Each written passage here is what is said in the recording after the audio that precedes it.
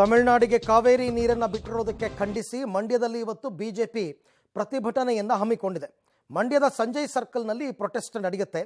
ಹಳೆ ಬೆಂಗಳೂರು ಮೈಸೂರು ಹೆದ್ದಾರಿಯನ್ನು ತಡೆದು ಪ್ರತಿಭಟನೆಯನ್ನು ಮಾಡ್ತಾ ಇದ್ದಾರೆ. ಎಕ್ಸ್ಪ್ರೆಸ್ ವೇ ತಡಿಬೇಕು ಅಂತ ಪ್ಲಾನ್ ಮಾಡಿದ್ರು, ಬಟ್ ಆಮೇಲೆ ಅದನ್ನು ನಿರ್ಧಾರವನ್ನು ಕೈಬಿಟ್ಟರು, ಹಾಗೆ ಮಾಡೋಕ್ಕೆ ಬರಲ್ಲ ಅಂತ.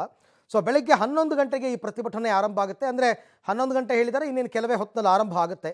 ಬಿಜೆಪಿಯಿಂದ ಮಾಜಿ ಮುಖ್ಯಮಂತ್ರಿ ಸದಾನಂದ ಗೌಡ, ಅಶ್ವಥ್ ನಾರಾಯಣ್, ಸುಮಲತಾ ಅಂಬರೀಶ್, ತೇಜಸ್ವಿ ಸೂರ್ಯ ಸೇರಿದಂತೆ ಹಲವರು ಭಾಗಿಯಾಗುವಂತಹ ನಿರೀಕ್ಷೆ ಇದೆ. ಮತ್ತು ಈ ಪ್ರತಿಭಟನೆಗೆ JDS ಕೂಡ ಬೆಂಬಲ ಕೊಟ್ಟಿದೆ. ಹಾಗಾಗಿ ಮಂಡ್ಯ ಭಾಗದ JDS ನಾಯಕರು ಕೂಡ ಈ ಪ್ರತಿಭಟನೆಯಲ್ಲಿ ಪಾಲ್ಗೊಳ್ಳಬಹುದು. ಈ ಬಗ್ಗೆ ಮತ್ತಷ್ಟು ಮಾಹಿತಿ ನನ್ನ ಕೊಲೀಗ್ ವಿನಯ್ ಅವರಿಂದ ಪಡಿತಾ ಹೋಗೋಣ. ವಿನಯ್, ಓಕೆ, ಪ್ರತಿಭಟನೆಯ ಸ್ವರೂಪ ಹೇಗೆ? ಸರ್ಕಾರಕ್ಕೆ ಈ ವಿಚಾರದಲ್ಲಿ ಒಂದು ಬಿಸಿ ಮುಟ್ಟಿಸಬೇಕು ಅಂತ ಅಂದ್ಕೊಂಡಿರ್ತಕ್ಕಂಥ ಬಿಜೆಪಿ ಯಾವ ಪ್ಲಾನ್ ಮಾಡಿಕೊಂಡಿದೆ? ಖಂಡಿತವಾಗ್ಲೂ ಅರವಿಂದ್, ಈಗಾಗಲೇ ತಮಿಳುನಾಡಿಗೆ ಕಾವೇರಿ ನೀರನ್ನು ಹರಿಸ್ತಾ ಇರೋದಕ್ಕೆ ಸಾಕಷ್ಟು ಆಕ್ರೋಶ ಕೂಡ ವ್ಯಕ್ತವಾಗಿರುವಂಥದ್ದು. ಯಾಕೆಂದರೆ ರಾಜ್ಯದಲ್ಲೇ ಮೊದಲೇ ಬರ ಪರಿಸ್ಥಿತಿ ಇದೆ. ಇಂಥ ಸಂದರ್ಭದಲ್ಲಿ KRSನಿಂದ ತಮಿಳುನಾಡಿಗೆ ನೀರು ಹರಿಸ್ತಾ ಇರೋದು ರಾಜ್ಯದ ರೈತರ ಹಿತಕ್ಕೆ ಬಲಿ ಆಗದಂತಾಗುತ್ತೆ. ಪ್ರಮುಖವಾಗಿ ಕುಡಿಯೋ ನೀರಿಗೂ ಕೂಡ ತೊಂದರೆ ಆಗುತ್ತೆ. ಆ ನಿಟ್ಟಿನಲ್ಲಿ ಇವತ್ತು ಬಿಜೆಪಿ ಬೃಹತ್ ಹೋರಾಟಕ್ಕೆ ಕರೆ ನೀಡಿರುವಂಥದ್ದು. ಮಂಡ್ಯದಲ್ಲಿ ಬೃಹತ್ ಪ್ರತಿಭಟನೆಯನ್ನು ಕೂಡ ಬಿಜೆಪಿ ಮಾಡ್ತಾ ಇರುವಂಥದ್ದು. ಈ ಒಂದು ಪ್ರತಿಭಟನೆಗೆ ಸಾಕಷ್ಟು ಸಂಘಟನೆಗಳು ಬೆಂಬಲವನ್ನು ಕೊಟ್ಟಿದ್ರೆ, JDS ಕೂಡ ಬಾಹ್ಯ ಬೆಂಬಲವನ್ನು ಕೊಟ್ಟಿದೆ. ರೈತ ಸಂಘ ಕೂಡ ಬಾಹ್ಯ ಬೆಂಬಲವನ್ನು ಕೊಟ್ಟು ಪ್ರತ್ಯೇಕವಾಗಿ ನಾವು ಕೂಡ ಹೋರಾಟವನ್ನು ಮಾಡ್ತೀವಿ ಅಂತ ಈಗಾಗಲೇ ಹೇಳಿರುವಂಥದ್ದು. ಇವತ್ತು ಬಿಜೆಪಿಯ ಪ್ರಮುಖ ಒಂದಷ್ಟು ರಾಜ್ಯ ಮಟ್ಟದ ನಾಯಕರಿಂದ ಒಂದು ಬೃಹತ್ ಪ್ರತಿಭಟನೆಗೆ ಕೂಡ ಕರೆ ನೀಡಲಾಗಿದೆ. ಮಂಡ್ಯದ ಸಂಜೆ ವೃತ್ತದಲ್ಲಿ ಪ್ರತಿಭಟನೆಗೆ ಎಲ್ಲ ರೀತಿಯ ಸಿದ್ಧತೆಗಳನ್ನು ಕೂಡ ಮಾಡಿಕೊಳ್ಳಲಾಗಿದೆ.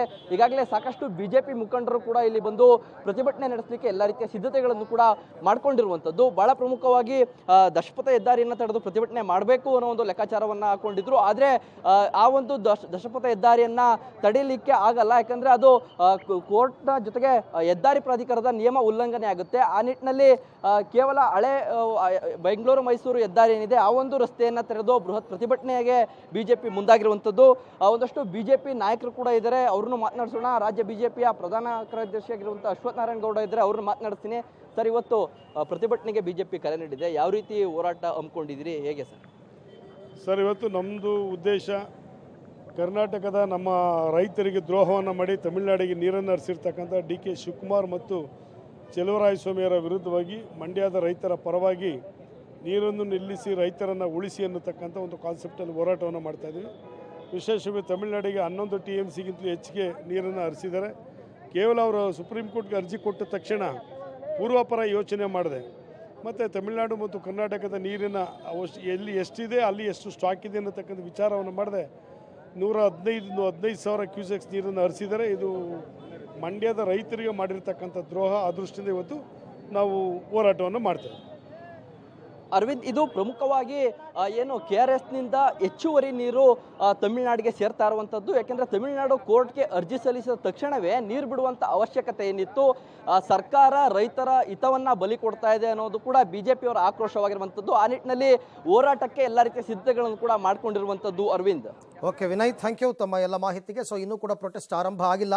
ಅಶ್ವಥ್ ನಾರಾಯಣ್, ಇಂಡುಬಾಳು ಸಚ್ಚಿದಾನಂದ, ಈ ಮಂಡ್ಯ ಭಾಗದ ನಾಯಕರು ಮಾತ್ರ ಇದ್ದಾರೆ.